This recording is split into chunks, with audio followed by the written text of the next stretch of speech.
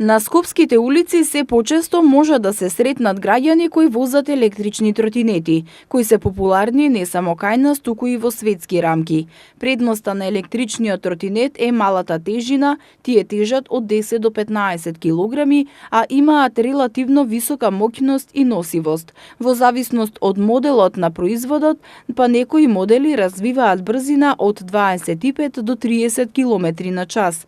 Развојот на технологијата овозможи овие алтернативни превозни средства да можат да поминат и до 30 км со само едно батериско полнење. Полнењето на батеријата трае 5 часа, а со едно полнење може да потроши 10 денари електрична енергија. Електричниот тротинет е најприфатлив за користење во градови со рамна површина. Тоа значи дека еден жител на Скопје може да се движи на било која дестинација низ градот со само едно полнење на батеријата. Придобивките и заштедата од користењето на електричен тротинет се големи, раскажува за прва скопска жител на општина Илинден.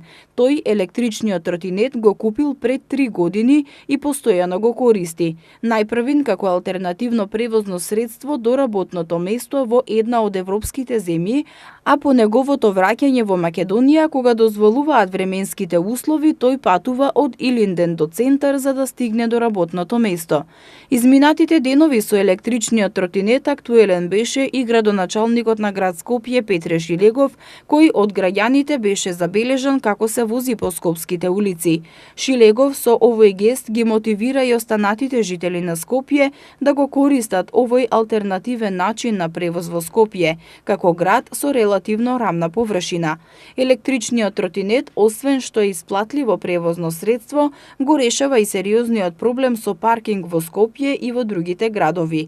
За ова алтернативно превозно средство не е потребна голема паркинг површина, туку едноставно и лесно може да се внесе во секоја просторија и да се полни до следното движење.